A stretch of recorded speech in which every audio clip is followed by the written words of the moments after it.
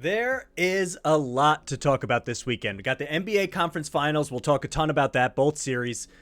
Giannis stuff. I haven't done a video since Giannis went out. Still can't really figure out what happened or why he's not here anymore. I have theories. We'll go into it when we talk about the Celtics in general. But, man, weird. And I want to tease it now right at the top. After the NBA season is over, I want to do a top 10 all-time video and a top 10 currently video. I'm trying to figure out whether Giannis can maybe slide into both. That's probably too much, but we'll get there. It's a different video. Subscribe, hit the like button. At MikeTheMush Sports on Twitter and Instagram, you would have heard me opine over Giannis the whole entire time. Guy can drop 40 and 20, and somehow it's a bad game, which is actually somehow true. It makes no sense. In any case, we'll talk about the NBA Conference Finals coming up this weekend. We'll talk about UFC this weekend. I have a bet there on that card that I like. Not the greatest card, but there is a bet I'm into. And PGA Championship stuff. For some reason, I went hard on the Masters. I have a better feel for Augusta. I didn't know how this was going to go, but I have made one pick, and I have some leans going into the weekend. Again, you'll find more on the Twitter and Instagram as we get closer to that. And some NHL stuff. Really still looking at one of the teams that I think is poised to explode. Before we get there, let's talk basketball. Now, I got one pick right off the top for you. I like the Mavericks. Friday night, bounce back. They shot so poorly in game one. They're getting 6.5 in that game. I actually almost think there's a world where the plus 220 is nice, but I'm going to take the 6.5. I really believe that Luka's not going to have two bad games in a row. They're pretty healthy. There's no real reason they got run off the floor in the first game, aside from shooting variance and a couple of other things. So I think this spread is what it was 4 or 4.5 in the first game. Now it's 2 points higher for no real reason. And every sign points to some regression here to me. If you look at game one, they just couldn't shoot flat out. Luka only scored 20. He was a minus 30, but the plus minus is just so ridiculous these days. It doesn't even matter. Spencer Dinwiddie stayed hot, which is a reason that I like them more. Brunson didn't shoot that well, but look, this game, Wiggins played so well, and Warriors didn't shoot that well, and they haven't shot, for a team that has all these snipers, they haven't been terrifying from three-point range most of the time. In fact, I still stand by the fact that I've seen them be worse than most people are acknowledging. That Denver series really blew me away. The huge loss to the Grizzlies without Ja.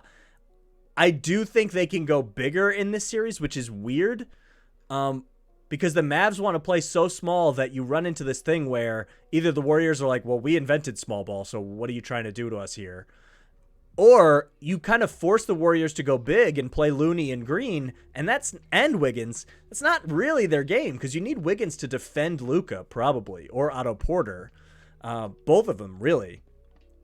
And so if you're giving 50-something minutes to the Wiggins-Porter combo, I think that's exploitable for Dallas. I don't think you're going to get this from Wiggins every game. His whole career has proven that his ceiling is really high, but he never actually gets there. Is he going to have a series like Harrison Barnes had in the finals that year to lead the OG Warriors all the way through? I mean, I guess maybe, but I've always been a Wiggins supporter, ironically, but every ounce of evidence points to the fact that you're not going to get this level of offense and defense from him in back-to-back games. And he was just so good in that first game, especially against Luka. I just don't think that's going to fly anymore. Luka generally gets what he wants. He's going to get in the paint. He's going to give you the little bump fade off one leg, and it's going to go down. He's going to get his shots regardless. He has too many moves. I just don't see him scoring 20 points again or having 4 assists for that matter. And he was getting people open that weren't hitting shots. Finney-Smith shoots what he shoots. I mean, 33% isn't crazy for him. But Bullock isn't going to go 3 for 10 again, generally. He's too good for that if he's open. And if he's not open, that means they're leaving Luka on an island, and I do think he'll beat Wiggins and Otto Porter.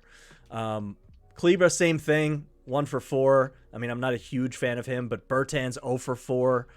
I mean, all these minutes for guys when the game was out of reach. I just don't see the shooting variance going this way. And really, this was just a really bad first quarter. So I'm going to play the Mavs on the plus 6.5, but if you wanted to take them first quarter, that's not terrible. And if you wanted to parlay them first quarter and with the spread, that's not that bad either. Do they let you do that? First quarter. Mavericks to win the first quarter. Can't combine that. But anyway, Mavericks to win the first quarter plus 146. You know that's going to be their goal, right? I'm not playing that, but I do kind of like it because you saw it in that Game 7 against the Suns. Luka came out, scored the first 8. Game was over. Legitimately, the game was over. When he gets cooking, it's a different story. And same goes for the Warriors, no doubt about that. But I just think they played so poorly in that first. They were down 10 and then could never really close the gap from there. Played even in the second, played bad in the third, and then just couldn't score again in the fourth. But that was way out of reach by that point, so I'm kind of throwing that fourth quarter out the window. Yeah, I just see this. I see the playoffs in general kind of being a story of the bounce back, the adjustment. Jason Kidd has been really good, especially defensively, coaching this team, and they didn't really show it. But if you dig a little deeper into it, I mean, Curry gets 12 rebounds. Is he going to do that again? I don't know. He only scored 21. Again, they didn't really play the fourth quarter, but Klay Thompson didn't light the world on fire. Jordan Poole, same thing. This isn't like an insurmountable performance. I actually don't think you'll even get 10 points from Draymond again. And you definitely won't necessarily get 29 from Wiggins and Porter combined. So I just think there's a lot of space for this series to still be going. Dallas has done this a bunch of times already. They dropped game 1 in both series already. And one of them was without Luka. So I see this being an opportunity to play the Mavs at a better line than you're generally going to get for the rest of this series. And I do want to play it.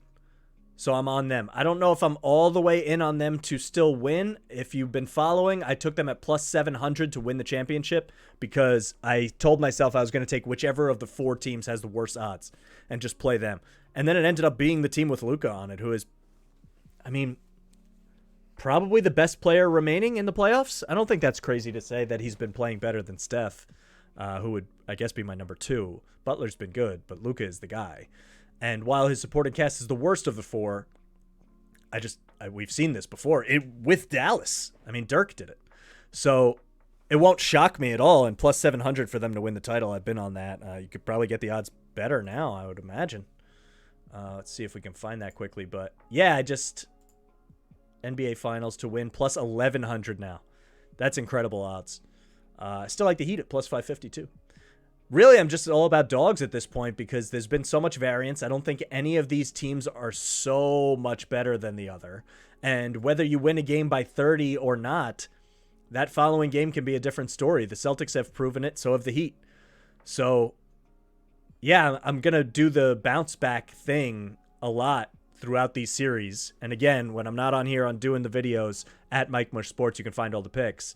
But, yeah, I like the idea of fading another big Wiggins performance. Call me crazy. So I think Dallas to win the series is now plus 360. I think that's worth a little bit of a play. I already have them to win the championship, so I don't have to do it, but I would kind of recommend it. I don't think it's a bad thing. And yeah, plus 1,100 to win the title. I mean, they come out and win game 2. Even if they don't, they've proven they can lose the first 2 games of a series and win the series. They've only gotten better as series have gone along. So I'm on them for sure. You go over to the other game. Heat win game 1. We were all over that. Hit that bet. I knew the Celtics were going to be pretty tired coming into this series after the 7-game grueling war with Giannis, and it showed in that game 1. Third quarter, they got blown out. Lost the third quarter by 25. And the Heat win the first game. Should have played the Celtics in game 2, didn't. Played Jimmy Butler over 25 points. That one worked out. So we've been hitting pretty good on both basketball series so far. We'll see what the Mavs do for us. But this series feels like the Celtics to lose. They lost the first game, but don't have Smart or Horford. Horford has just done an incredible job on Bam. You look at this second game, Bam has 6, 9, and 2, only 6 shots. When these two met 2 years ago, Horford wasn't there. He was in Philly, and Bam had his way with the Celtics, like badly.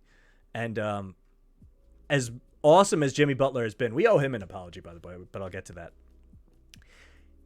I just think without Bam being able to play an impactful style on the ball, point forward, doing a lot of different things, filling up the sheet. With Horford stifling that, I think those two can negate each other, and that hurts the Heat much, much more than it hurts the Celtics. So I am concerned for the Heat here, especially after Boston stole Game 2. I think they're going to go home, play pretty well in Game 3. I don't know what that spread looks like. We can probably find out. It is 6.5. That's a big spread. Man, I kind of like this. How about that? Celtics to win, but Heat to cover 6.5. You might see something weird from me going into that game tomorrow. Not quite locked in on what that's going to look like. But I do think these series will remain hard fought at the very least. But, man, hard to imagine the Celtics losing Game 3. Then again, I do think there are adjustments to be made for the Heat. I think this will be a long series. I think the PJ Tucker injury is rough. Have we gotten any feedback on him yet? I know he was undergoing an MRI for the knee. Yeah, look at that. Al Horford guarded Bam Adebayo on 17 possessions, allowed 0 points. Jimmy Butler, 4 possessions. He's just been playing unbelievable. There's got to be something on Tucker, though. We'll travel to Boston for Game 3. Both will travel. That's important. Haven't heard much. MRI on the left knee. Can't imagine he's going to play in Game 3, but he's a tough guy. So who knows? What I want to see from the Heat is, first of all, just resiliency. I mean, they're not going to go 20 for 40 from 3 every single game. The Celtics is just probably not going to happen. Marcus Smart shot terribly in the first half. You could see that rearing its ugly head again at some point, although he's been unbelievable and dominated the second half as well. But I want to see the Heat go with a little bit of a different strategy here, and I don't know if I'll see it, so I don't know if Game 3 will be my biggest play. I'll probably have something on it, but it won't necessarily define how I look at the rest of the series until we know what happens in Game 3, because I want to see them play more defensive. I don't see a reason why they can't drag this series under into the 90s. They should be saying, we're going to beat you 91-90. Because with Bam and Butler and Tucker, if he's healthy, and Lowry, if he's healthy, you have 4 guys that can turn this into a dogfight. And you could just kind of say, I mean, this might be crazy, but you can put in Martin or Oladipo. If Oladipo's up for the minutes, he played 26 minutes in this series, and he looked pretty good. He was active. He got to the rim and 10 free throws. This Heat team has an identity of being shooters, but the Heat culture in general is like tough, hard-nosed defense, right? So I don't hate the idea of going with Tucker, Butler, Bam, Oladipo, and Lowry as a 5-man unit. I don't know if it starts. I don't know if it finishes. I don't know if it's possible because all of them are healthy. But I would like to see them do that and just say, hey, you guys are putting 5 good defenders out there. We're going to do the same thing, and let's see who plays harder. I don't know if that'll work, but I do think Spoelstra needs to adjust somewhat because he's seen they've played 8 quarters so far, and I don't know what the numbers actually shake out to be, but there was only 1 quarter where Miami really looked like the better team. Boston wins, Miami wins, Boston wins 3 out of 4 quarters and loses Game 1. And then Boston outscored them. They tied in the second half, 3rd and 4th quarter, but Boston outscored them in the first 2 by so much that it was just coasting. So yeah, 7 out of 8 quarters, I think Boston has looked better. If I don't see an adjustment from the Heat, I will be playing the Celtics most of the time down the stretch. However, I like all the Butler to score props. He's getting to the line so much. He's getting in the paint a lot. I don't think anyone on Boston can really do much about it, nor do I think they're worried about it. I think they're kind of going to just let him get his and make sure that the shooters don't kill them, which is another reason why if I'm the Heat, I just take the shooters off the floor. You can spell them, bring them in when you have to. I mean, Hero's going to play, right? I get that. Duncan Robinson's going to play, but you have quality defenders here. And I think Boston is a little sloppier than we give them credit for. 16 turnovers in Game 1 when they lost. They got it down to 9 in Game 2, but I just haven't seen the ball pressure from Miami, and it should be there. Like, Adebayo they should be doing some of the switch stuff too. Boston is switching everything because they have 5 good defenders out there. The Heat should be doing the same thing. I don't want to see Adebayo stuck on Horford the whole entire time. I want to see him putting in possessions on Tatum. And Brown, for that matter. He can move his feet. He's a perimeter defender. Lowry will help with that. Butler should be able to guard 4 guys out here. I mean, he's not going to guard Williams, but you're not guarding him anyway. Butler should be able to guard pretty much anyone. By the way, Jimmy Butler's 6'7". He feels like 6'4" to me. It's neither here nor there. So, yeah, I still like the Butler scoring props, but I want to see the Heat drag this downward. And maybe I'll play the under in Game 3. I don't know. I'm going to use Game 3 as a testing ground. But that's kind of how I'm feeling, is I'm ready for Spoelstra to make an adjustment here, and I expect that he will, because he's one of the best coaches in the business, maybe the best. And I don't think, look, Hero's going to need to get his minutes, but 50 minutes for Vincent and Strus, I don't think that's how you're going to win this series. I think you need to pick. You have Robinson, 38 plus 50 is 88 minutes between Vincent, Strus, Hero, and Robinson, none of which are going to really be hard-nosed defenders on the point of attack. And if that's the case and you're letting Boston score 120 plus points with the defense that they have, you're not going to win. Plus, you need to make minutes for Lowry when he comes back, and they need him to come back. So I think you might have to remove one of these guys from the rotation. It's why you didn't see Duncan Robinson in the previous series, and they won that series. I don't think there's room for all of them. You might need to really seriously reduce 2 of their minutes. And I would utilize Oladipo a lot more, knowing that it's going to be a step back offensively. And same thing with Martin. I like him on the wing. So they have to do something different. I'm expecting them to do something different. And I'm not out on the Heat, but man, the Celtics look scary when they shoot like this. I have called their bluff so often that they're not going to shoot this many threes and make them all, and they just all playoff long. They seem to continue to do it. So if the Heat are healthy, there could be a play on them and the under in Game 3, and definitely some more unders moving forward in the series as the Heat likely adjust. But I can't put any picks out there right now because we got to see what the injury report is like. That's just how I'm feeling about the series, though. Let's move on to UFC this weekend. I do have a pick that I like there. This card is not exactly stacked. However, we're putting a unit on the line with Michel Pereira. He opened as a bigger dog.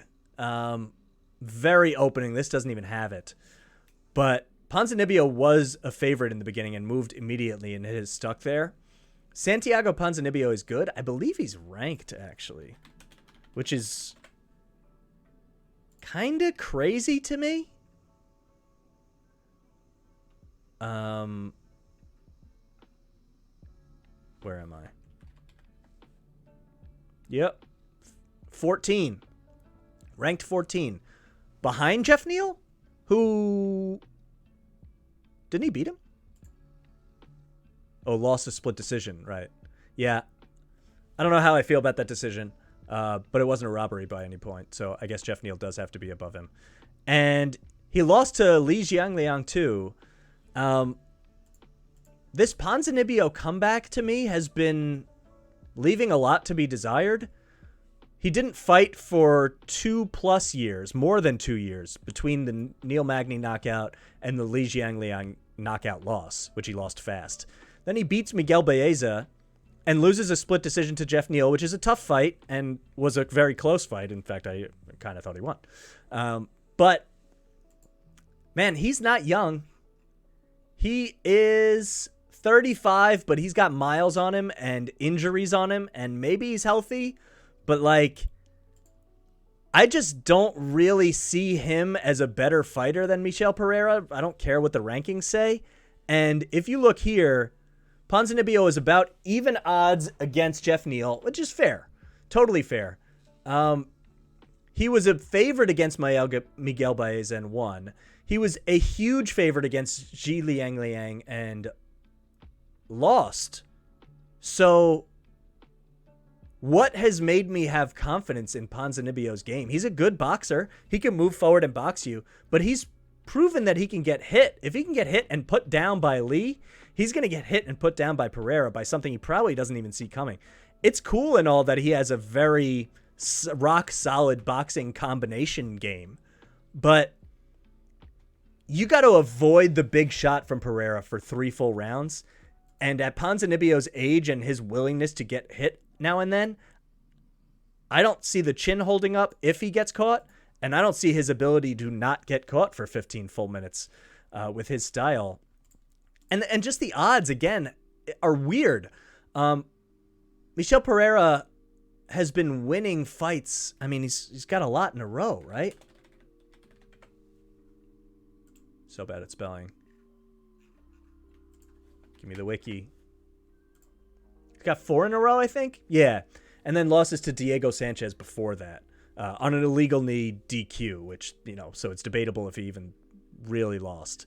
And then missed weight before that. But now we're going back to 19, which is when Ponzinibbio left, basically, although a little after that. But yeah, these 4 wins have just looked solid. Now, he hasn't knocked anybody out, which is interesting because that's all you kind of wanted to see, was him to have a little more control over his previous years, where he was super wild and getting the knockouts, but sometimes losing fights instead.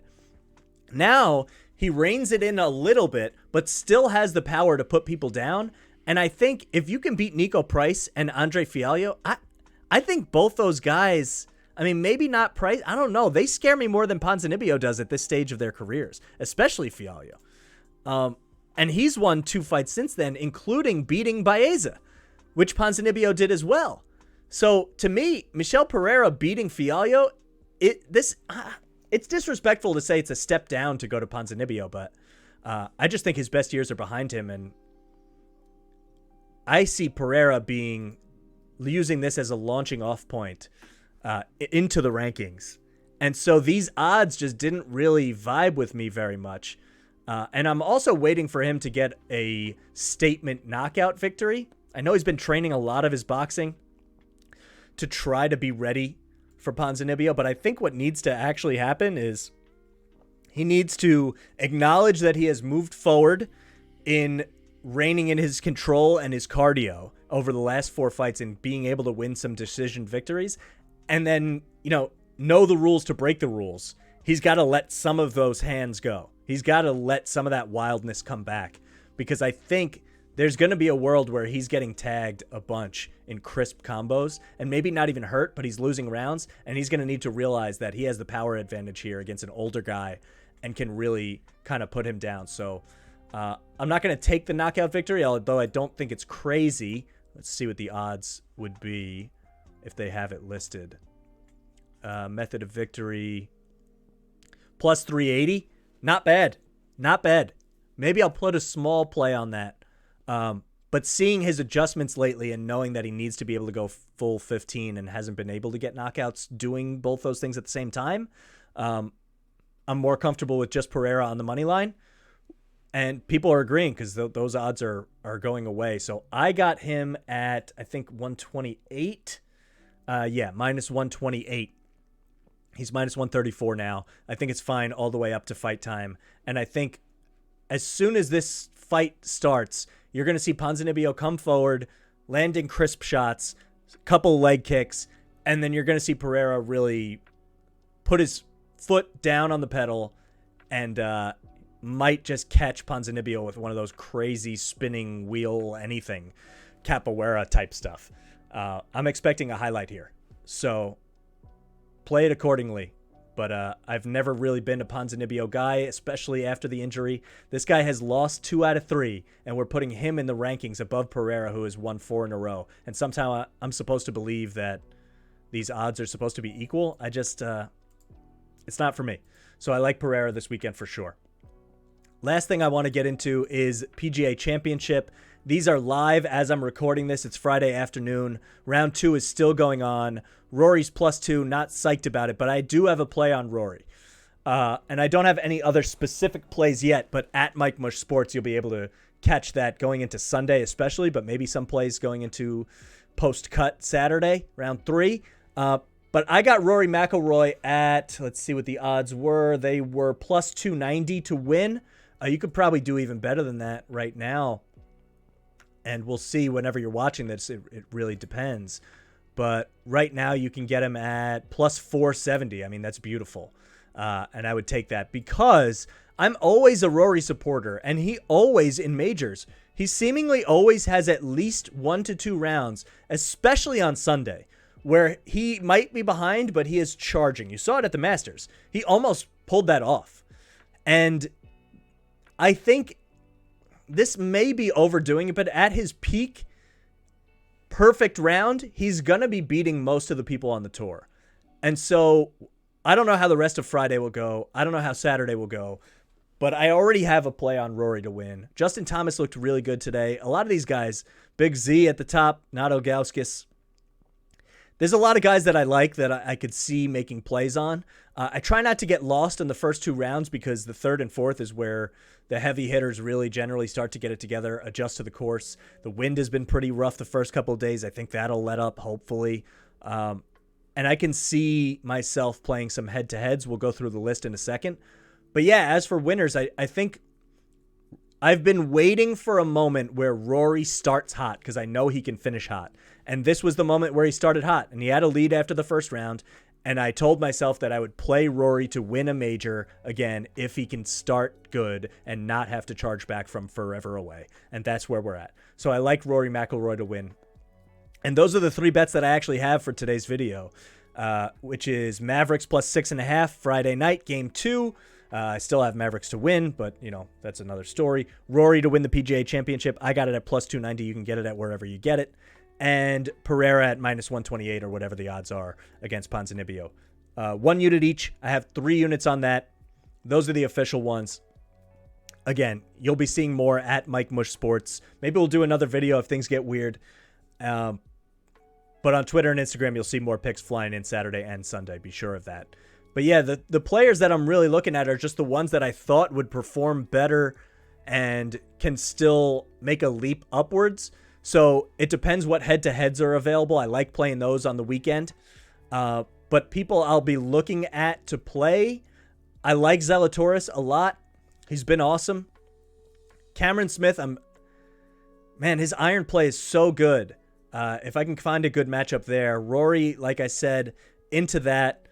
As we look through this, Schauffele, maybe. There's a world there. I could probably fade Patrick Reed. I like rooting for him, but somehow he always ends up putting a 75 up there. Stuart Sink, another guy that I could probably fade. Kuchar, the older guys. It's all possible. Hovland, I've never really been on his side, but he's a high-ranked guy, so he's always going against really, really tough opponents in those head-to-head battles. And I always feel like I can fade him, and it's always a little scarier than I want, but I was really profitable fading him in the Masters, so maybe some of that. I like Rose. Watson is another blow-up guy. Playing well today in round 2, but could see myself fading him. Kevin Na, I like. But as we go down, you still have Rahm available. He's going to have a big round. I'm going to be playing something on him.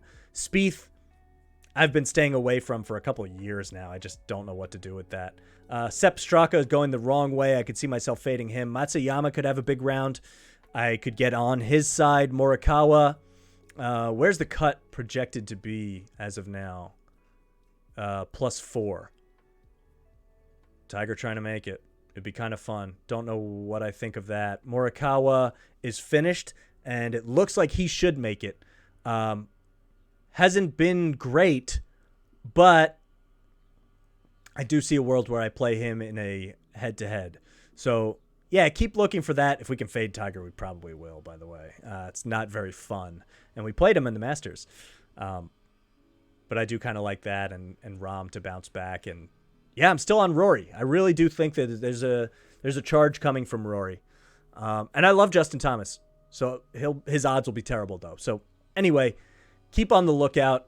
There are definitely head-to-head bets to be had, but playing Rory to win.